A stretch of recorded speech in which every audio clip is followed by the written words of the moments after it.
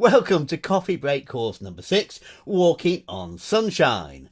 Well, it was raining at night and it woke me up, but I can dream, you know. So here we go. It's a phrase that repeats, so that makes it nice and easy. 3 times, in fact.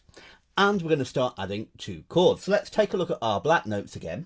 We're going to start on B flat, go up to D flat, back to B flat, and the opposite side of the 3 black notes are G flat. Back to your B flat again, and then into the middle for A flat. I'm walking on sunshine. And then we get the O, which is simply coming down the 2 black notes. So we get.